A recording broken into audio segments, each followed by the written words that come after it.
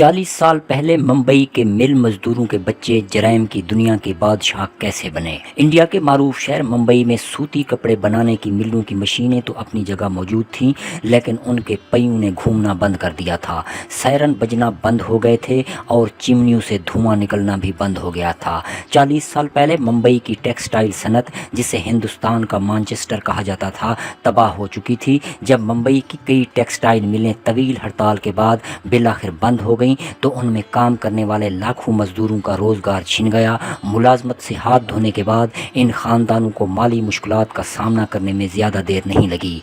बेरोजगारी और बेबसी की वजह से मेहनतकश खानदान के कई नौजवानों ने पैसा कमाने के लिए मुंबई की तारीख दुनिया में कदम रखने का फैसला किया। सीनियर सहाफ़ी प्रभाकर पवार का कहना है कि जब मिलें बंद हुई तो मिल मजदूरों के बच्चों की पढ़ाई लिखाई छूट गई। लोगों के पास घर की कफालत के लिए पैसे नहीं थे। इसी वजह से कुछ नौजवान जराइम की दुनिया में दाखिल हो गए। मिल मजदूरों के खानदानों से निकलकर जराइम की दुनिया में कदम रखने वाले दो नौजवान बाद में मुंबई अंडरवर्ल्ड के नुमायां चेहरे बन गए।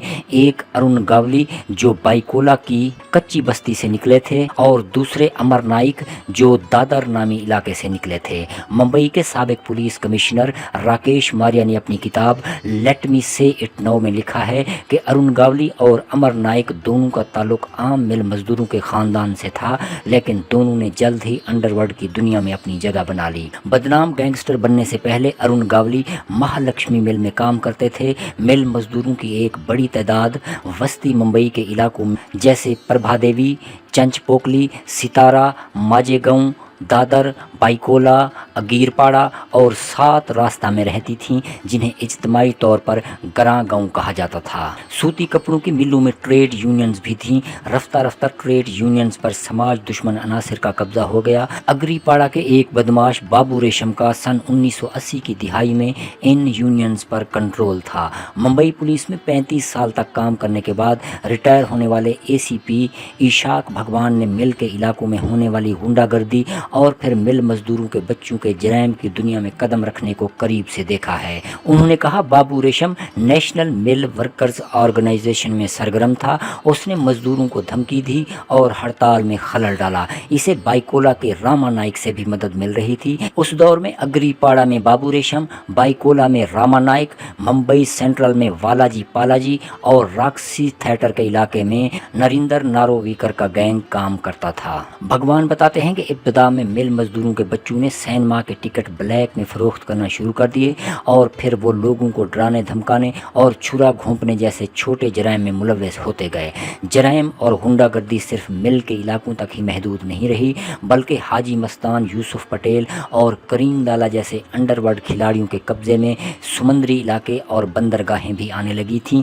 डोंगरी के दाऊद इब्राहिम को हाजी मस्तान का राइट हैंड यानी दायां हाथ समझा जाता था। सीनियर सहाफ़ी प्रभाकर पवार ने बताया, कोंकण के इलाके से आने वाले मुस्लिम गैंगस्टर दाऊद इब्राहिम हमेशा मराठी लड़कों के साथ रहते थे।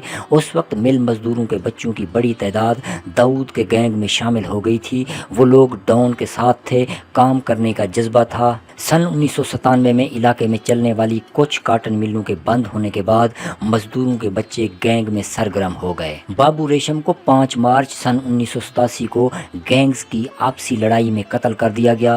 राम नायक ने उनके गैंग को अपने कब्जे में ले लिया और अपने असर रसूख का दायरा बाइकोला, अगरीपाड़ा से लोअर प्रेल तक बढ़ा दिया। इन इलाकों में रहने वाले मिल मजदूरों के बच्चे इस गैंग में शामिल होते गए। राम नायक अगरीपाड़ा की हाउसिंग सोसाइटी की इमारत में रहते थे। ये मिल मजदूरों की कच्ची आबादी के सामने एक इमारत थी। इस चाल में एक मिल मजदूर का बेटा अरुण गावली अपने खानदान के साथ रहता था।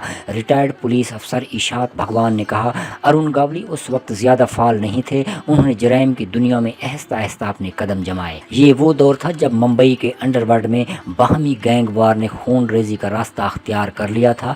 गलियों में दिन दहाड़े गैंग की बालादस्ती के लिए गोलियां चलने लगी। दाऊद और अरुण गावली के दरमियान दरमियान होने वाले गैंग वार में कई नौजवान मारे गए। राम नाइक के पुलिस मुकाबले में मारे जाने के बाद अरुण गावली ने गैंग की जिम्मेदारी संभाल ली। अरुण गावली ने बाईकोला, अग्रीपाड़ा, 7 रास्ता में अपने गैंग को मजबूत किया। दूसरी तरफ दादर से अमर नाइक के रूप में अंडरवर्ल्ड में एक नया गैंगस्टर सामने आया। इस गैंग में मिल मजदूरों के खानदान के छोटे बच्चे भी शामिल थे। इन नौजवानों को किस तरह का काम करना था, इसके बारे में प्रभाकर पवार बताते हैं। कुछ नौजवानों को अदालत के अहाते पर नजर रखने के लिए कहा जाता था। कुछ की जिम्मेदारी ये थी कि वो इलाके में होने वाली सरगर्मियों पर नजर रखें। कुछ को भत्ता वसूली के लिए डराने धमकाने की जिम्मेदारी दी गई, जबकि कुछ नौजवान शार्प शूटर के तौर पर मखसूस थे। पवार के मुताबिक अरुण गावली और अमर नाइक ने कई सालों तक इन नौजवानों की देखभाल की।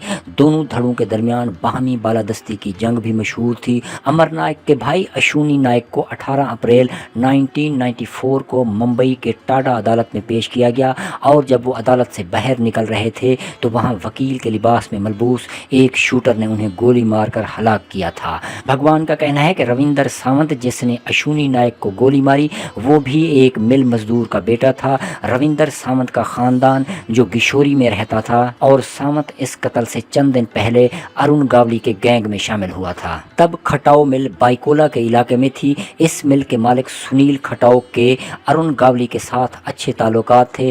राम नाइक की मौत के बाद अरुण गावली के पास पैसों का कोई इंतजाम नहीं था। प्रभाकर पवार बताते हैं, सुनील खटाओ ने अपनी मिल में अरुण गावली गैंग के सैकड़ों नौजवानों को नौकरियां दी थीं। इस तरह खटाओ अरुण गावली की माली मदद कर रहे थे।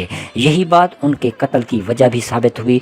सुनील खटाओ को 7 मई 1994 को दिन दहाड़े कत्ल कर दिया गया। अमर नाइक को शक था कि खटाओ गावली की माली मदद कर रहा है। पवार बताते हैं कि फिर अमर नाइक ने सुनील खटाओ को मार डाला। राकेश मारिया ने अपनी किताब में लिखा है कि सुनील खटाओ के कत्ल के बाद मैंने नौजवानों को अंडरवर्ल्ड से मायूस होते देखा। ग्रां गांव के नौजवानों ने महसूस किया कि उनका अंडरवर्ल्ड में सिर्फ इस्तेहसाल किया जा रहा है। ये वो नौजवान थे जो आसानी से पैसे हासिल करने और दीगर पुरकशिश मराद की वजह से अंडरवर्ल्ड से मुंसलिक हुए थे।